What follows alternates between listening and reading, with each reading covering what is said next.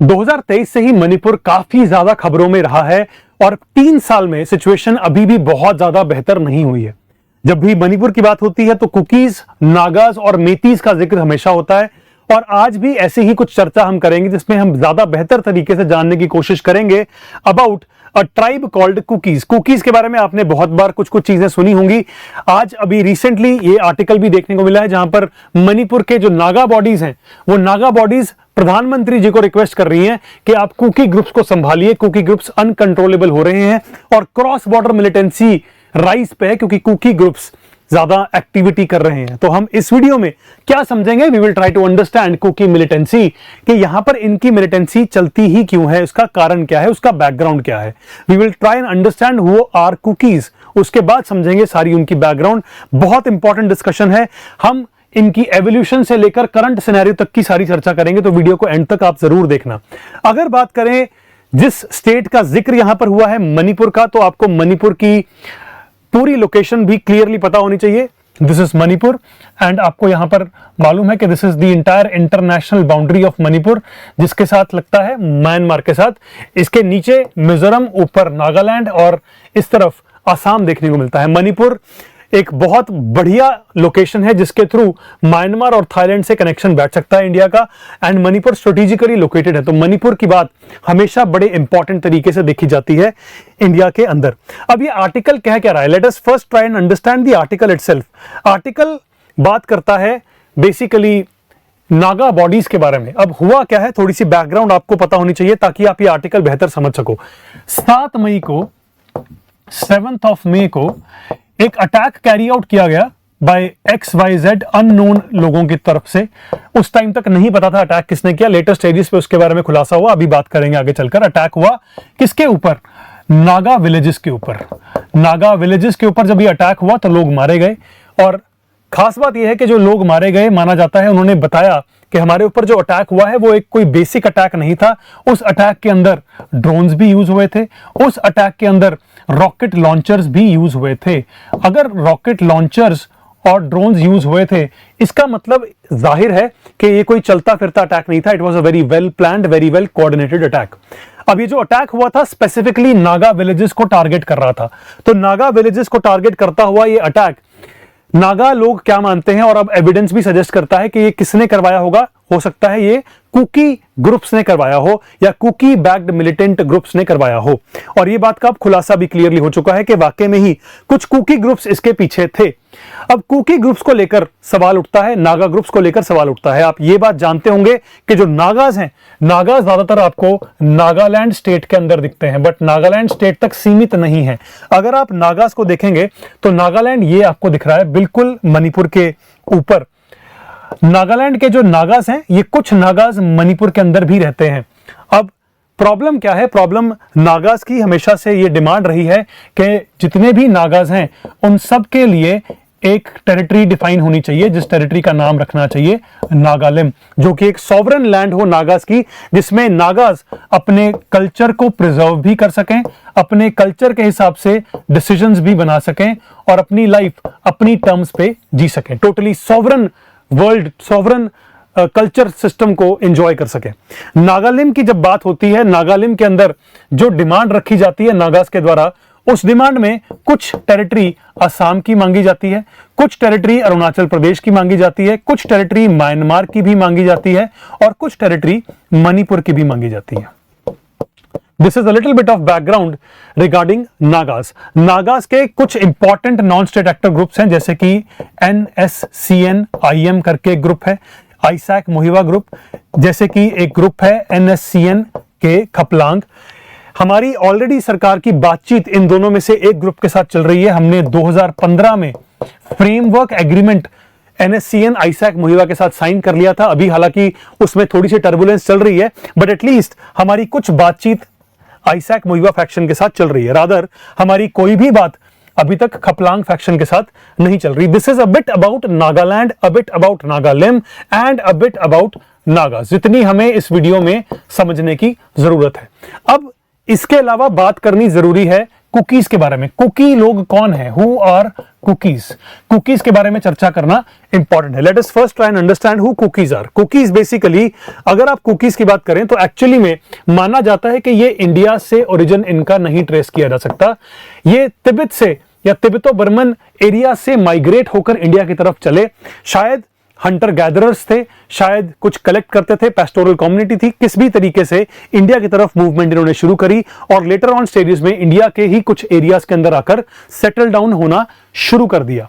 कुछ लोग या फिर कुछ लेजेंड्स, इनकी कुछ कहानियां ये भी बोलती हैं कि कुकी लोग शायद एक केव से, एक बेसिकली गुफा से निकले हैं। उस गुफा का नाम खुल है, द लेजेंड ऑफ खुल। ये कहानी है, एक लेजेंड है, एक बिलीफ माना जाता है, एक मिथ है जिसके अंदर ये लोग विश्वास रखते हैं। इसके अलावा जब कुकी लोग या इनके गांव में जब भी ये रहते थे, इस प्रकार के जो इनके ट्रेडिशनल गांव हुआ करते थे, माना जाता है कि इनके गांव का एक चीफ हुआ करता था, जो चीफ सारे के सारे मुद्दों के ऊपर फाइनल डिसीजन लिया करता था, चाहे वो लैंड का मुद्दा हो, चाहे वो जस्टिस का मुद्दा हो। और इस पर्टिकुलर लेजेंड या फिर इस पर्टिकुलर चीफ का नाम होता था हौसा। तो हौसा के कहने के मुताबिक जो कुकी लोग थे अपना सारा जीवन व्यतीत करते थे। इंडिया में आकर सेटल हुए। इंडिया ने जब इनकी टेरिटरीज को समझना शुरू किया तो सबसे पहले ब्रिटिशर्स ने इंडिया को कैप्चर किया और ब्रिटिशर्स ने आकर कुकी एरियाज में भी मूव करना शुरू कर दिया। जब ब्रिटिशर्स ने कुकी एरियाज में मूव करना शुरू किया, उसी समय के आसपास वर्ल्ड वॉर 1 शुरू हुई। माना जाता है वर्ल्ड वॉर 1 की जब शुरुआत हुई तो 1917 तक आते आते ब्रिटिशर्स के पास सोल्जर्स की कमी हो गई थी। अब सोल्जर्स की कमी थी तो सोल्जर्स का नंबर कम हो रहा था, तो ब्रिटिशर्स चाहते थे कि कुकी लोग उनके लिए लड़ाई में हिस्सा लें और ब्रिटिशर्स ने दबाव बनाने की कोशिश करी कुकीज के ऊपर कि आपको हमारी इस लड़ाई में हमारा साथ देना पड़ेगा। 1917 के आसपास कुकीज ने इस प्रपोजल को रिजेक्ट कर दिया और बोला ब्रिटिशर्स को कि ये हमारी लड़ाई नहीं है, ये आपकी लड़ाई है, तो आप लड़िए, हम इस लड़ाई में आपके साथ हिस्सेदार नहीं बनेंगे। जिसकी वजह से रेजिस्टेंस जो कुकीज ने दिखाई, इस वजह से यहां पर एंग्लो कुकी वॉर शुरू हुई 1917 में और 2 साल के लिए ये एंग्लो कुकी वॉर चली। क्यों चली? क्योंकि ब्रिटिशर्स जबरदस्ती रिक्रूटमेंट करवाना चाहते थे कुकीज की वर्ल्ड वॉर 1 के अंदर। चलो, इसके बाद सब कुछ हुआ और धीरे धीरे सेटलमेंट होनी शुरू हो गई कुकीज की। तो आज की डेट में मॉडर्न सेटलमेंट की अगर हम बात करें तो कुकी लोग कहां कहां रहते हैं? कुकीज आपको इंडिया में दिखेंगे, कुकीज आपको म्यांमार में दिखेंगे, कुकीज आपको बांग्लादेश में भी दिखेंगे। तो कुकीज स्प्रेड आउट हैं काफी भारी एरिया के अंदर। कुकीज कभी भी इंडिया के अंदर आके इंडियन सरकार से खुश नहीं हो पाए। इंडिया ने बहुत अच्छे से इनकी डिमांड्स को कभी सुना नहीं। कुकीज जब इंडिया में आकर सेटल हुए, सेटलमेंट के बाद फ्रीडम हुई। फ्रीडम के बाद 1947 में माना जाता है cookies were never happy with the kind of arrangement that they were given. Cookies के लिए कभी कोई एक स्पेसिफिक एरिया नहीं रखा गया। इनको हमेशा इस बात का बड़ा दर्द महसूस होता है क्योंकि ये मानते हैं कि नागास के लिए एक सेपरेट कंट्री या एक सेपरेट स्टेट बनाई सरकार ने नागालैंड के नाम से, जहां पर सारे नागास इकट्ठे कर दिए, बट ऐसी कोई जगह कुकीज के लिए नहीं बनी। तो कुकीज को हमेशा जगह का या अपनी लैंड का, अपने कल्चर को लेकर हमेशा से बड़े सो कॉल्ड परेशान रहते हैं कि हम अपने कल्चर को कैसे प्रिजर्व करेंगे। हेंस यहां पे इनकी एक डिमांड उठी कि हमें भी एक अलग सॉवरन लैंड चाहिए जिसका नाम हम रखेंगे कुकी लैंड। तो कुकी लैंड की डिमांड कुकीज की तरफ से उठी और इस डिमांड को खड़ा करने के लिए यहां पर कुछ नॉन स्टेट एक्टर ग्रुप्स तैयार हो गए। वो नॉन स्टेट एक्टर्स का ग्रुप का जैसे for example KNO, Kuki land national organization, या फिर हम UPF की बात कर सकते हैं। राइट, KNO का अपना एक आर्म्ड ग्रुप भी बना, जिस तरह से हम आर्मी बोलते हैं, वो आर्म्ड ग्रुप का नाम था KNA। तो इन सब ने मिलके बेसिकली मिलिटेंसी या फिर नॉन स्टेट एक्टिविटीज को शुरू कर दिया, इलीगल एक्टिविटीज को शुरू कर दिया, एक डिमांड को पूरा करने के लिए, the demand of a separate country, sovereign land by the name Kuki land. तो कुकीज की नाराजगी और कुकीज की परेशानी को जताने के लिए ये नॉन स्टेट एक्टर ग्रुप्स ने एक्टिविटीज करनी शुरू कर दी। जाहिर सी बात है सारी एक्टिविटीज इलीगल थी, एंटी गवर्नमेंट एक्टिविटीज थी, जिसके कारण इंडिया के अंदर भी पीस खराब हो रहा था।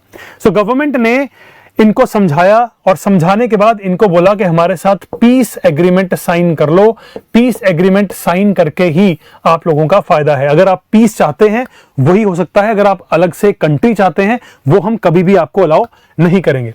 तो कुकीलैंड की ये जो डिमांड थी ये बढ़ती गई, बट सरकार ने काफी प्रेशर एक्सर्ट किया और कुकी ग्रुप्स के साथ, जितने भी ये कुकी ग्रुप्स हैं, लगभग 25 ग्रुप्स के साथ सरकार ने क्या साइन कर लिया, एक एग्रीमेंट जिसका नाम रखा सस्पेंशन ऑफ ऑपरेशंस एग्रीमेंट।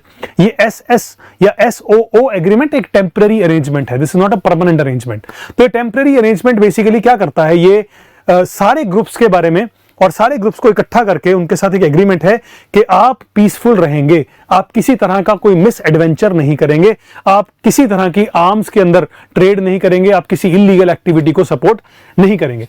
अगर आप इस एसओओ एग्रीमेंट को और अच्छे से पढ़ो तो बड़े अच्छे से सरकार और इनका एग्रीमेंट हुआ है कि ये हमेशा जो लोग हैं डेजिग्नेटेड कैंप में रहेंगे, जहां सरकार बोलेगी रहने को उसी जगह पर एक कैंप बनाया जाएगा, उसी कैंप में ये सारे मिलिटेंट्स रहेंगे या फिर ये नॉन स्टेट ग्रुप्स रहेंगे। इसी के साथ साथ इनके पास जो भी आर्म्स हैं, जो भी वेपन्स हैं, उन वेपन्स को जमा करवाएंगे सरकार के पास। जो भी डबल लॉक आर्मरीज हैं सरकार बनाएगी और सरकार उनकी आर्मरी को, उनके वेपन्स को वहां पर संभाल के रखेगी। इसके साथ साथ क्योंकि ये लोग हमारे साथ बातचीत कर रहे हैं, इनको भी जीना है, इनको भी अपना सर्वाइवल करना है, तो सर्वाइवल के लिए सरकार इनको स्टाइपेंड देगी और अगर जो इनका कैंप है उस कैंप की मेंटेनेंस के लिए भी अलाउंस देगी। तो सरकार ने ये सारे मेजर्स इन लोगों के साथ डिस्कस करे और बोला कि आपको डेजिग्नेटेड कैंप में ही रहना होगा।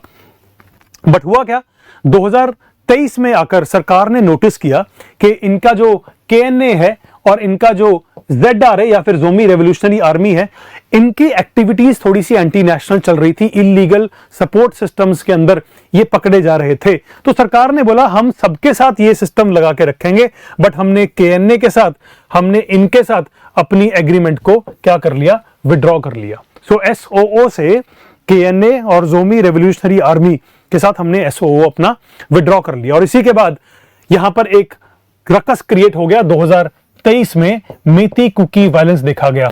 2023 का मेती कुकी वायलेंस क्या था, आई थिंक आपको ऑलरेडी मालूम होगा। बेसिकली मेती भी एक बहुत प्रोमिनेंट ट्राइब है मणिपुर की, लार्जली जो सारे रिसोर्सेज कंट्रोल करती है, लार्जली जो सारी पॉलिटिक्स कंट्रोल करती है, लार्जली जो हमेशा पॉलिटिक्स में सबसे तत्पर रहती है, पढ़ी लिखी और जिनके पास सबसे ज्यादा बेहतर रिसोर्सेज हैं, सो कॉल्ड। अब मेतीज जो हैं, मेतीज भी अपनी डिमांड रख रहे थे कि हमें एसटी स्टेटस चाहिए। मेतीज के अकॉर्डिंग ये अपने ट्राइबल कल्चर को, ये अपनी बहुत सारी चीजों को, अपनी लैंड को बचा नहीं पा रहे। मेतीज के अकॉर्डिंग ये सिर्फ वैली एरिया तक सीमित हैं, ये कभी भी ये सिर्फ वैली एरिया तक सीमित है, ये कभी भी हिल एरिया में जमीन नहीं ले पाते। क्यों नहीं ले पाते? क्योंकि इनके पास एसटी स्टेटस नहीं है। मेतीज के कहने से, ये इनका कहना क्या है, मेतीज के हिसाब से ये काफी हद तक ब्रिटिशर्स के टाइम पे ट्राइबल स्टेटस एंजॉय करते थे, बट जब से सरकार आई है, मणिपुर को हमने कैप्चर किया, मणिपुर को स्टेट बनाया, तब से इनका मानना है कि गवर्नमेंट ने हमें एसटी स्टेटस नहीं दिया। So we are a community जिसको एसटी स्टेटस मिलना चाहिए, बट सरकार ने हमें नहीं दिया। इस बात से नाराज होकर मेतीज ने भी काफी वायलेंस किया। मेतीज के भी काफी नॉन स्टेट एक्टर ग्रुप्स हैं जो उनके लिए बने हैं। 2023 में मणिपुर की हाई कोर्ट ने काइंड ऑफ परमिशन दे दी थी कि एसटी स्टेटस के लिए बताइए कौन कौन सी डॉक्यूमेंटेशन होनी चाहिए, and this was looked at some kind of an approval by Kuki groups. तो इस चीज को देखते हुए कुकी वायलेंस हुआ, एक पीस मार्च रखी गई थी, वो पीस मार्च एकदम से वायलेंट हो गई और इतनी ज्यादा वायलेंट हो गई कि 2023 में लगभग 120 डेथ्स देखी गई। थाउजेंड्स ऑफ लोग, people were displaced from Manipur. Different communities को टारगेट करा जा रहा था। कुकीज वर्सेस मेतीज का बहुत प्रॉब्लम मणिपुर में शुरू हो गया। इसीलिए मैं आपको सबसे पहले बोल रहा था कि 2023 से लेकर हम अभी 2026 में हैं, तब से लेकर अब तक सिचुएशन मणिपुर की कंट्रोल एक्चुअली में नहीं हुई है। 2025 में मिनिस्ट्री ऑफ होम अफेयर्स ने अनाउंस किया कि हमने केएनओ और यूपीएफ, जिनके साथ हमने पहले विड्रॉ कर लिया था अपना एग्रीमेंट, उनके साथ हमने दोबारा से रीनेगोशिएट करके एक एग्रीमेंट साइन कर लिया है। ये सारे पॉजिटिव पॉइंट्स हैं कि मणिपुर किस तरह से हम इंप्रूव करने की सिचुएशन को कोशिश कर रहे थे। तो all of this was happening in the background. काफी सारी चीजें, काफी सारा एफर्ट लगा है सरकार का इसके पीछे।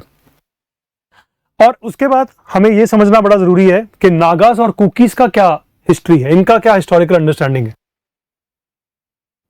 देखिए नागाज और कुकीज में एक चीज आपको समझनी होगी, if you look at Manipur, Manipur का ये जो सेंट्रल एरिया है दिस इज लार्जली मेतीज, ये जो नॉर्दर्न एरिया है दिस इज लार्जली नागाज, और जो मेतीज हैं वो स्प्रेड आउट हैं काफी एरियाज में, तो सॉरी जो कुकीज हैं वो स्प्रेड आउट हैं काफी एरियाज में। This belongs to Nagas, this belongs to Meiteis, और कुकीज आपस में ऐसे ऐसे आपको स्प्रेड आउट दिखते हैं दोनों तरफ। इन दैट केस नागाज और कुकीज की भी आपस में कभी सिचुएशन अच्छी नहीं रही, तो अपने डायनामिक्स को अगर समझना है तो डायनामिक्स में एक तो कुकीज हैं, एक नागाज हैं, एक मेतीज हैं। कुकीज की मेतीज के साथ कोई अच्छी सिचुएशन नहीं है, कुकीज की नागाज के साथ बहुत अच्छी कोई सिचुएशन नहीं है, नागाज की मेतीज के साथ भी कोई अच्छी सिचुएशन नहीं है। इसीलिए हम जब भी मणिपुर के बारे में बात करते हैं तो हम एक टर्मिनोलॉजी यूज करते हैं एग्जाम के अंदर जिसको हम बोलते हैं इंटर ट्राइबल राइवलरी।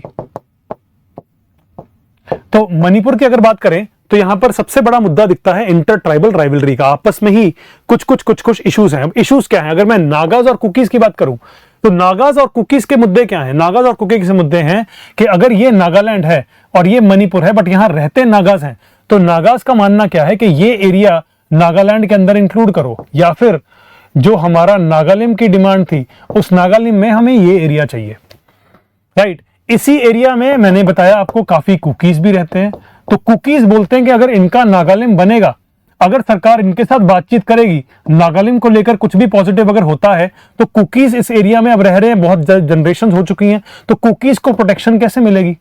तो इनको प्रोटेक्शन चाहिए, इसलिए इन्होंने अपने नॉन स्टेट एक्टर्स बना लिए। इन्होंने इसको कैप्चर करके नागालिम बनाना है, इसलिए इन्होंने भी अपने नॉन स्टेट एक्टर ग्रुप्स बना लिए। तो एसेंशियली नॉर्थ ईस्ट में सबके पास अपने अपने नॉन स्टेट एक्टर ग्रुप्स आज की डेट में अवेलेबल हैं। तो रिपीटेडली ये जो इंक्रोचमेंट की कहानी है, कुकीज मानते हैं कि वो इनके एरिया में इंक्रोच कर रहे हैं, नागाज मानते हैं कि वो इनके एरियाज में इंक्रोच कर रहे हैं। जब तक ये फीलिंग रहेगी तब तक आपस में रिलेशंस इंप्रूव होने का चांस बहुत कम है। This is the story behind Naga Kuki fault lines. तो अब जब 7 मई को ट्रिगर हुआ, वो ट्रिगर होने से हुआ क्या? बेसिकली हुआ क्या, 7 मई 2026 को हुआ क्या, नागा विलेजेस हैं कुछ लगभग 3-4, जेड, चोरो, नामले, वांगली एंड काका। ये जो 3 विलेजेस का नाम हमने यहां पर लिखा है, ये 3 विलेजेस कामजोंग डिस्ट्रिक्ट के अंदर हैं, जो कि बेसिकली ये डिस्ट्रिक्ट है, बिल्कुल म्यांमार के साथ जुड़ती हुई डिस्ट्रिक्ट। यहां पर जो नागाज रह रहे थे, इन नागाज के विलेजेस के ऊपर अटैक हुआ है और माना जाता है कि ये अटैक करवाने वाले कुकी ग्रुप्स हैं। और ये कुकी ग्रुप्स कहां से एक्टिव हैं? ये एक्टिव हैं म्यांमार के रीजन में से। तो कामजोंग विलेजेस जो थे स्पेसिफिकली उनके ऊपर अटैक हुआ, और यहां पर आप देख सकते हैं पिक्चर्स, रॉकेट लॉन्चर यूज करे, भारी टेक्नोलॉजी यूज करी, तो ऐसा प्रतीत बिल्कुल भी नहीं हो रहा कि कुछ बेसिक अटैक था या फिर किसी तरह का कोई पर्सनलाइज्ड अटैक था। ये बहुत ही वेल प्लान्ड अटैक था। माना जाता है कि जो अटैक करने वाले ग्रुप्स थे, ये ग्रुप्स थे KNA बर्मा, राइट। तो KNA बर्मा जो कि बर्मा से एक्टिव ग्रुप है, उसने अटैक किया। इसका मतलब यहां पे क्रॉस बॉर्डर मूवमेंट भी इन्वॉल्व थी, यहां पर मिलिटेंसी को प्रॉपर सपोर्ट भी मौजूद थी। तो यहां पर भारी भरकम एक चीज हो रही थी, और साथ साथ काफी और ग्रुप्स भी थे जिन सबके साथ सरकार वैसे देखा जाए तो सस्पेंशन ऑफ ऑपरेशंस एग्रीमेंट के अंदर है। तो अब नागाज के माइंड में क्या चीज है? नागाज का कहना क्या है? नागाज का कहना है कि भाई अगर आपके साथ कुछ groups suspension of operation agreement के अंदर हैं, ये सारे जो कुकी ग्रुप्स हैं, आप इन कुकी ग्रुप्स को खींच क्यों नहीं सकते? आप इन कुकी ग्रुप्स को रोक क्यों नहीं सकते? क्यों ये क्रॉस बॉर्डर हेल्प लेकर अटैक्स कर रहे हैं? क्यों ये मणिपुर का पीस डिस्टेबलाइज कर रहे हैं? ये बड़ा सवाल है जो कि इस आर्टिकल में पूछा गया है। 2025 में देखा जाए तो 25 में भी ऐसे डेजिग्नेटेड कैंप्स थे जहां पर कुकी मिलिटेंट्स रहते थे, बट कुकी मिलिटेंट्स मूव करते रहते थे, जो कि अदरवाइज ये सस्पेंशन ऑफ ऑपरेशन एग्रीमेंट के तहत मूवमेंट्स नहीं कर सकते। फिर भी माना जाता है कि ये रेगुलरली मूवमेंट्स करते आए हैं। तो यहां पर सरकार के लिए एक सवाल उठता है कि कैसे कुकी मिलिटेंट्स को कंट्रोल करना है, कैसे सस्पेंशन ऑफ ऑपरेशंस एग्रीमेंट को लेटर एंड स्पिरिट के अंदर इंप्लीमेंट करना है, कैसे ग्राउंड लेवल पे इन चीजों की इंप्लीमेंटेशन को इंप्रूव करना है, क्योंकि ये बहुत बड़ा सवाल हो सकता है। If you look at the article में कुछ स्पेसिफिक चीजें हैं पढ़ने वाली, जो मैं स्पेसिफिकली यहां पर हाईलाइट करना चाहूंगा। पहली चीज जो आपको पता होनी चाहिए, पर्सनल एंड अर्जेंट इंटरवेंशन चाहिए। नागा ग्रुप्स बोल रहे हैं we need personal attention, personal intervention of प्रधानमंत्री, पीएम मोदी की पर्सनल इंटरवेंशन चाहिए, ताकि जो भी वायलेंस और टेरिटोरियल एग्रेशन कुकी ग्रुप्स कर रहे हैं अगेंस्ट नागा विलेजेस, उसको चेक किया जा सके। दूसरी बात, सेंटर को हम अर्ज करते हैं कि जितने भी कुकी आर्म्ड ग्रुप्स हैं जो एसओओ अरेंजमेंट के अंदर आपके साथ हैं, उन सबके साथ एक ऑनरेबल सेटलमेंट करें, उनको इंक्लूड करें अपने जो भी डिस्कशंस हैं उनके अंदर। दूसरी चीज, जो नागास के साथ आपकी बातचीत चल रही है, नागास के साथ जो 2015 से एग्रीमेंट चल रहा है, उसके बारे में भी आप क्लियर बातचीत करें, इस चीज को सॉल्व करने की कोशिश करें। तीसरी चीज, सिग्नेटरी जो इसके थे उन्होंने बोला कि जो कुकी नेशनल आर्मी बर्मा का जो ग्रुप है, ये एसओ एग्रीमेंट्स के साथ जो ग्रुप्स हैं उनके साथ इनका रेगुलर बातचीत चलता है। तो आपके साथ जो एसओ एग्रीमेंट कर रहे हैं वो अंडरग्राउंड सपोर्ट दे रहे हैं केएनए बर्मा को। तो अगर आपको ये लिंकेज, हम बता रहे हैं कि लिंकेज है, तो सरकार को कुछ ना कुछ करना चाहिए। इसके अलावा आर्टिकल क्या बोलता है, May 7 अटैक्स में ये जो बोलते हैं कि जो अटैक्स हुए थे ये क्रॉस बॉर्डर मिलिट्री इन्वेजन थी रादर देन ऑलरेडी या ऑर्डिनरी एथनिक क्लैश। सिर्फ एक कोई आर्म क्लैश नहीं था, इसमें क्रॉस बॉर्डर मूवमेंट भी इन्वॉल्व थी। यहां पर ड्रोन्स यूज हुए हैं, यहां पर रॉकेट लॉन्चर्स यूज हुए हैं, यहां पर मिलिट्री ग्रेड वेपन यूज हुए हैं। इसके साथ साथ इंडिया म्यांमार बॉर्डर एक well coordinated foreign backed assault देखा गया है, मतलब इसमें बॉर्डर की फोर्सेस भी शायद इन्वॉल्व हो, ये भी अभी कहना बड़ा मुश्किल है। तो सरकार का क्या कहना है, इन लोगों का क्या कहना है कि सेंट्रल गवर्नमेंट को आर्टिकल 355 के तहत, आर्टिकल 355 जिसके तहत centre has to protect the states को प्रोटेक्शन देनी पड़ेगी। किसको? सेंटर को। किसके खिलाफ? अगर कोई एक्सटर्नल एग्रेशन होता है, एक्सटर्नल एग्रेशन के खिलाफ सरकार स्टेट को सिक्योरिटी प्रोवाइड करे, तभी जाकर हमारा सिचुएशन इंप्रूव होगा, अदरवाइज सिचुएशन काफी गंभीर है। हमें इस पे काम करना होगा। आर्टिकल बोलता है कि नागास बोल रहे हैं कि हमें काम करना होगा ताकि फ्री मूवमेंट शुरू हो जाए, हाईवेज खुल जाएं, टाइम बाउंड जुडिशियल इंक्वायरी हो जाए, जिसने अटैक करे, क्यों करे, क्या करे, उसको सजा हो जाए, तब जाके पीस मणिपुर के अंदर मेंटेन हो पाएगा। तो अगर सरकार कंटिन्यूड अपीजमेंट करती रहेगी कुकी ग्रुप्स की, तो ये कभी भी सिचुएशन इंप्रूव नहीं होगी। तो कुकी ग्रुप्स को खींचो, कुकी ग्रुप से बात करो और समझो कि अटैक क्यों किया गया, किसने किया, और इसका फाइनल सॉल्यूशन निकालने की कोशिश करो। आई होप इस वीडियो से आपको पूरा एंड टू एंड अंडरस्टैंडिंग हो गया होगा। अगर इसके अलावा भी कोई भी डाउट आपको पूरे आर्टिकल में से निकलता है तो आप कमेंट सेक्शन में जरूर लिखो, मैं इमीडिएटली रिप्लाई करके आपके सारे डाउट्स का आंसर दूंगा। Thank you for watching this video till the end. Take care and bye bye.